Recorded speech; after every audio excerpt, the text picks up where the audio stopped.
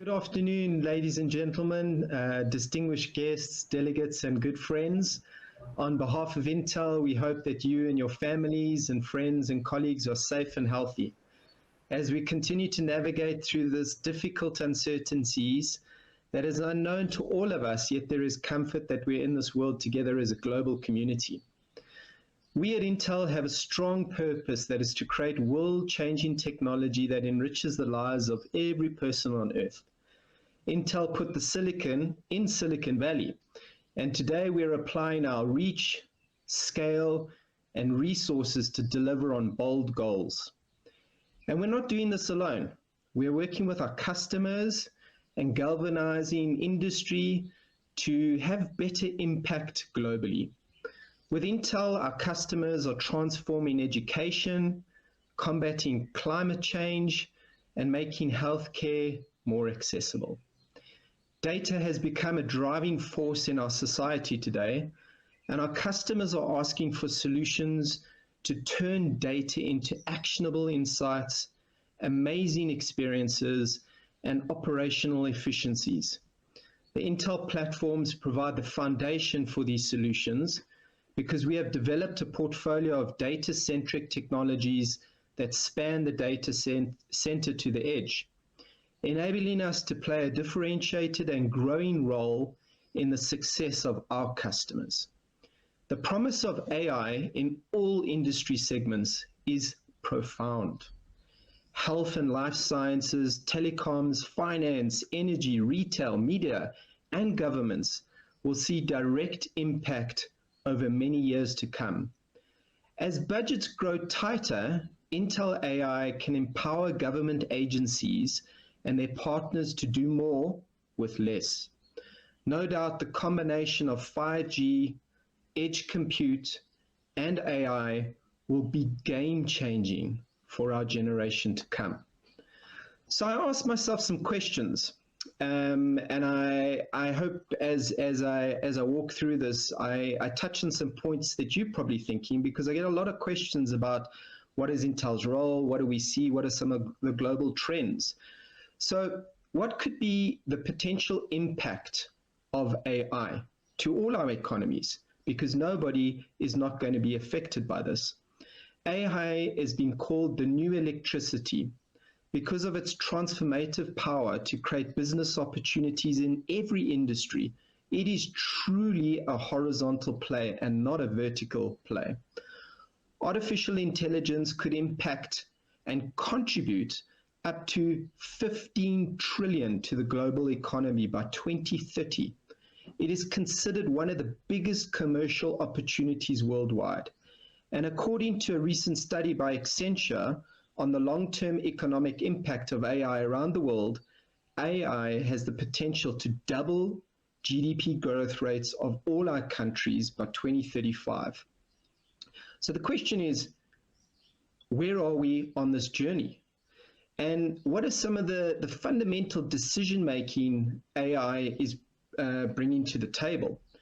To fulfill the leverage of this possibility, and you look at the data, government and companies need to bring artificial intelligence into their workflows, into their strategies. What is the data strategies for the country?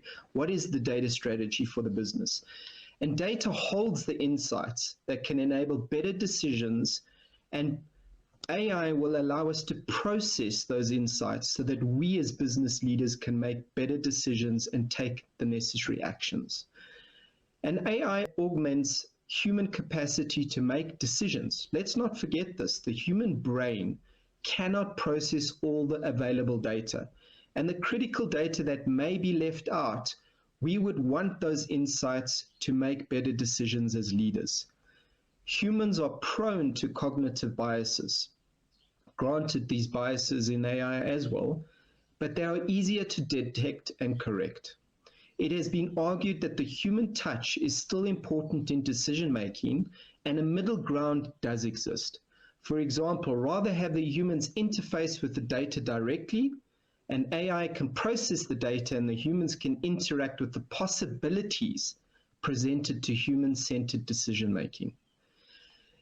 So if we step back at this and we say, well, the topic is AI and the impacts to governments, what is my observations and the strategies and the fundamental policies, and how is this impacting SDGs, the Sustainable Development Goals, because there has to be some sort of alignment or possibilities for win-win.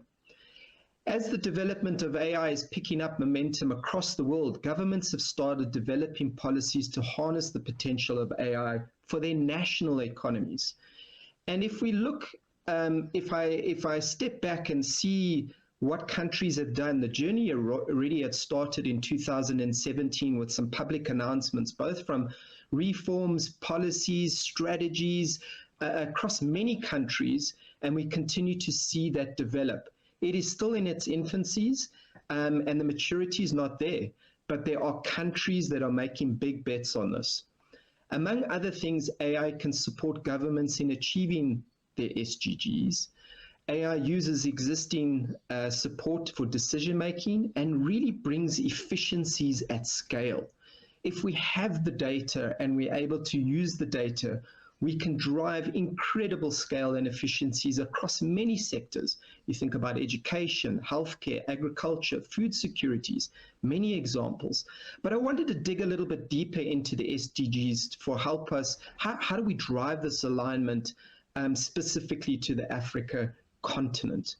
And the ones that pop up when I looked at the SDGs, there's a couple, and I'll mention them. So if I think about agriculture and food security, AI-powered applications can be used to monitor, diagnose, and predict the occurrence of extreme weather patterns, disease outbreaks, pest attacks, and soil deficiencies. Moreover, AI can help address issues of food insecurity by identifying people that are possibly at risk. If you think about health overall, as I think it's number 3 of the SDGs, AI has the potential to fill many gaps in the healthcare services that result in the shortage of skills, workers, and that's particularly severe in the remote areas. Moreover, it can be used to better manage healthcare systems and social protection systems, as well as patient diagnosis, decision-making for optimal treatment and post-care follow-up. You just think about the vast amounts of data that is out there just in certain segments like cancer, and how we can figure out the trends in certain strains. And there's only a handful of brains that have access to that. And if we have some sort of cloud capability, we could bring all those strains to a big database and share those insights at scale. We can truly have a fundamental impact to society. Think about education. AI can improve the learning outcomes by supporting the delivery of personalized virtual lessons and remote education at an individual pace, one-to-one. It can assist teachers in automation of student assessments and administration tasks, and thus able to spend more time with the students. Reducing inequalities, it's a big one. AI can help improve communication with communities and populations that are left behind. For instance, AI-powered voice recognition, that we can localize some of the native languages through AI bots. Peace and justice and strong institutions are critical for us, and AI can improve the delivery and administration of government services. Things like driver's license renewals, visas, national ID cards, that would free up tremendous amount of employee time on mundane tasks and get us to focus on the more important outcome value areas that we need to focus on collectively. Let me get this right. This is not about replacing people. This is about creating more opportunities to focus on more high value tasks. AI in Africa, some key observations for me that I'd like to share. In contrast to the leading AI nations, African countries have been rather slow in terms of adopting the technologies. However, there is momentum and it is picking up, but it's still in its infancy stage. I see a lot of VC activity. Just a data point, $2 billion in 2019 focused at the startup versus $1.1 billion in 2018. So significant growth, 74% in terms of fund money that's targeting those startups. And these startups are going to solve the real challenges on the Africa continent The technology is there, it's a ways to a mean, but really addressing the technology issues and the fundamental challenges is going to come from the startups, and they will have the ability to scale using these technologies as costs come down. Some African governments have launched their first policy initiatives, which is exciting on the continent. I look at Rwanda, Uganda, South Africa, Egypt, Kenya, and Ghana are just a few to mention that are developing policies and strategies for their countries. We need to move faster. Intel's AI role in the segment, I often get the question, what are the tangible things that Intel's working on? And the breadth is vast, ladies and gentlemen, from supercomputers to satellites and everything in between. Intel operates everywhere you expect it and everywhere you wouldn't. Intel makes it simpler for our customers to add analytics and machine learning to existing applications by leveraging the Intel-based environments that you already know. So this is your current infrastructure. You don't need to go out there typically and buy a whole new bunch of hardware. There is optimization on existing infrastructure that you can use AI workloads on some of our hardware capabilities that we can offer today. The global Intel A partner network is incredibly resourceful and provides hundreds of optimized, ready-to-deploy solutions to help customers build and scale quickly. The net result saves time and money for all parties involved, which means more model for experimental casing, and then you have better accuracy to deliver on your solution at scale. And let me give you a real tangible example. Water challenges are profound globally. And an interesting use case that I came up working with our team in the USA was Intel partnered with a company called Wipro, and the DC water sanitizing solution in the US to develop an AI solution for sewerage management. And the solution they named is called Pipe Sleuth. It analyzes hours of sewer water that is coming through for detecting anomalies and produce conditions that for assessments that typically could take hours. And you want to respond critically fast to some of these issues on services and quality of water. And now with this analysis, huge amounts of data is done through video, and they can make tangible decisions within minutes. And this is just a very simple use case that government entities, in this case a utility company, are leveraging off AI to quickly determine what actions need to be taken by whom and where the impact could be to reduce costs and deliver a higher quality of service to their customers and the citizens. While the benefits of leveraging of AI for policy and decision making have increasingly been understood, the biggest barrier to use the AI solutions to know-how and expertise. To this end, Intel is involved in several initiatives in the African continent to close the skills gap. And ladies and gentlemen, it doesn't matter how much we as CIOs are wanting to move faster, or we've got use cases, we've also got a critical foundational issue of skills. And skills around the world globally are highly sourced. So to retain that talent, to build capacity is critical for all countries to be competitive. So Intel has been working very closely with Smart Africa on capacity building projects over the last 2 years as part of our Digital Readiness for Leaders program. Intel has conducted several capacity building workshops in partnership with Smart Africa, the Digital Academy.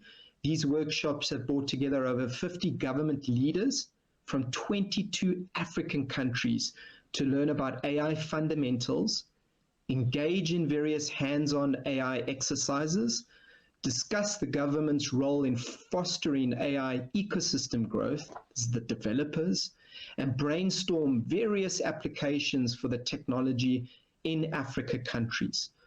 Last week, Intel ran another capacity building workshop specifically on AI policy and AI use cases that help stimulate real, tangible, practical discussions around what is relevant on the Africa country with 11 different countries on the African continent. So we are mobilizing. We cannot do this on our own. It's going to require industry to lean in.